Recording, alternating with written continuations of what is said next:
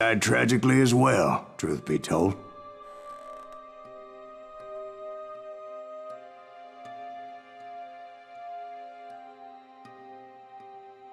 It was 1868, and me and my older brothers were pulling a tidy profit running cattle into Juarez, Mexico. One night after my brothers retired for the evening, I found a little poker game in a cantina with a couple of cowboys. And I just couldn't lose.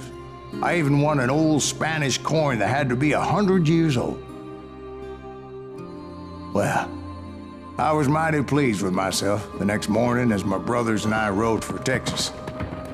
But before we crossed the border, those cowboys caught up with us.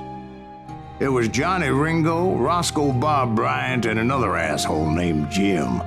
They wanted their money back and everything else we had, including our lives, as those boys didn't want us coming for them later. Bob put that old Spanish coin in my mouth and said, "I won't have it said that I left you with nothing, boy." Well, those horses bolted, and there we hung as those bastards rode away. The branch finally snapped under the weight of the three of us, but being my older brothers were bigger and heavier, they were already dead. And right then I swore to myself that I would avenge them. Ringo you know about. But Bob eluded me, until I heard he was riding with the Wild Bunch.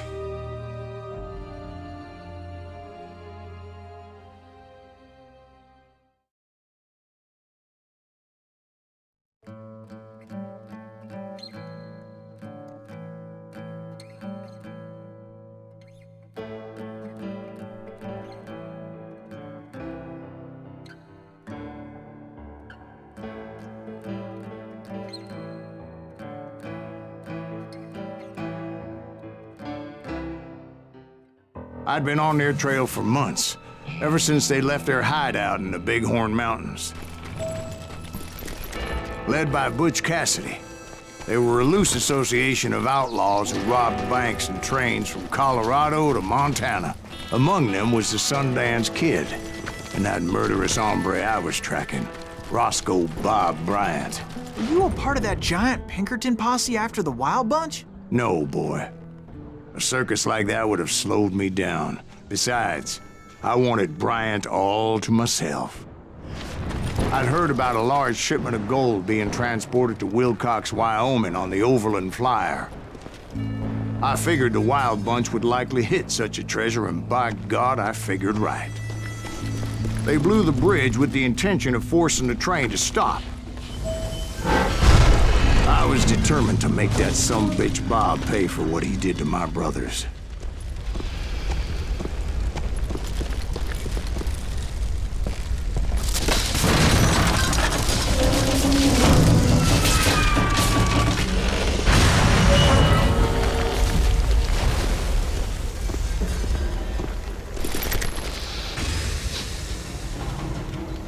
I found the device they used to blow the tracks, so I knew I was headed in the right direction. My ears are still ringing from blowing up that bridge. What'd you say? I can't hear a goddamn thing. Well, I made my way off unscathed and came upon a few members of the gang and had no choice but to dispatch them. From there, I had to negotiate an even more precarious route. But first, I would need to get my ass out of there.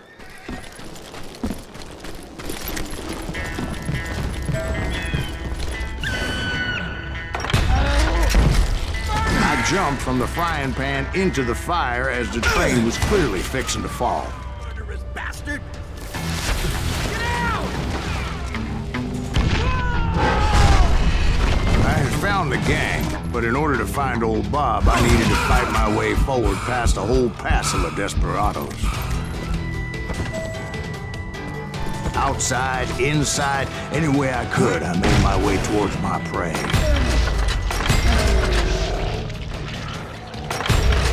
Well, what about the passengers? It was mostly a freight train, as I recall. There were no passengers aboard that day. Son of a bitch!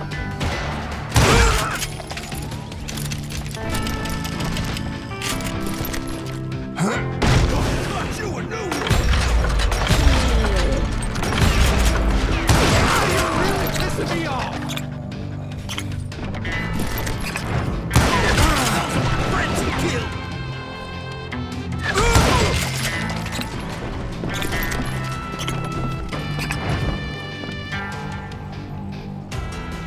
I mentioned before, I am not fond of heights. But I was too busy dodging bullets to worry about falling to my death.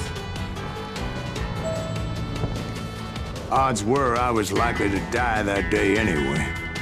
So I was determined to take down as many of those bastards as I could.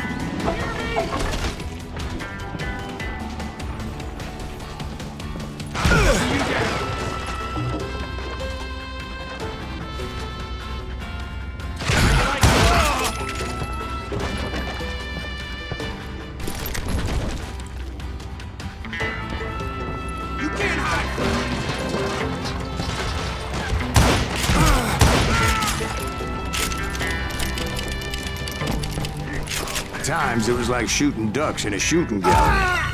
The only difference is these damn ducks shot back.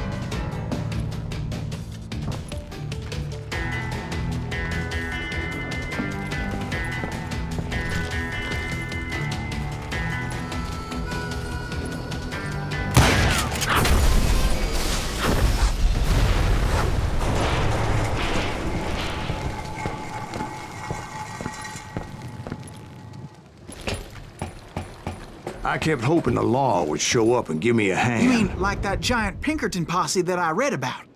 Did they come riding in, guns a-blazing to help?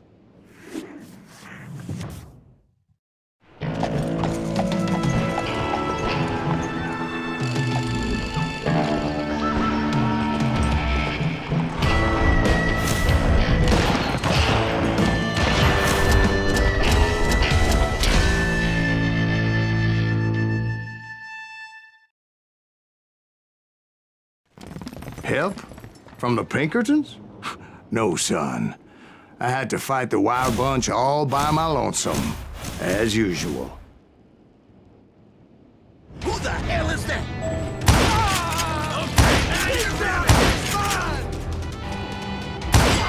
Take cover! Retreat! Retreat!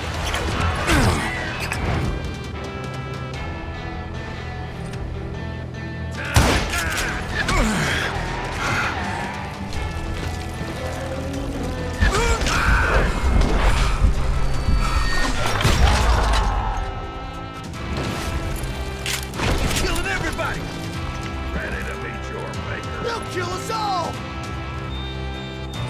Run! Beat!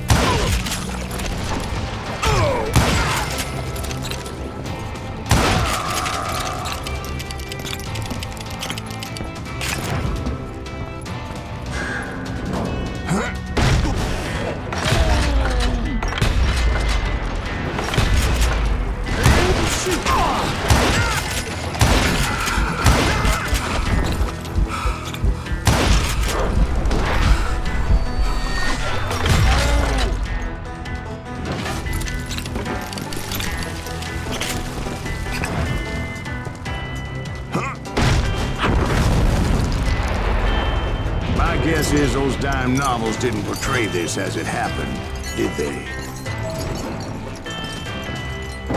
Only a few stragglers were left. I had to cut them down pronto if I was going to stay on old Bob's trail.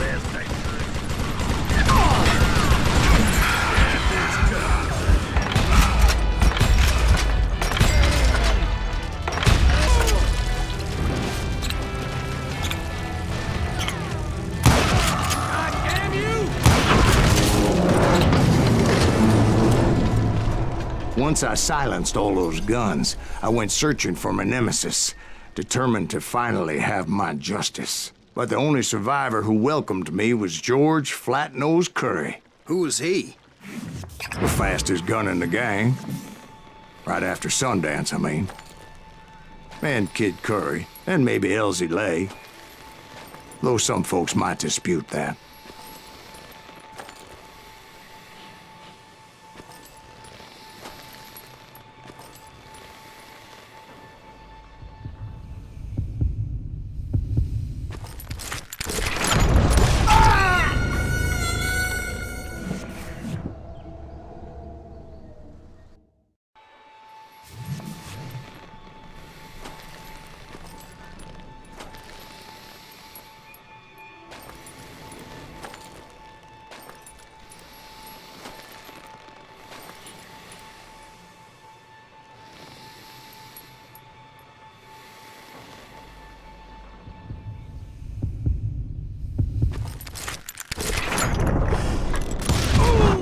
On that very same day, Butch Cassidy and the Sundance Kid decided to leave the Wild Bunch behind and decamped for South America.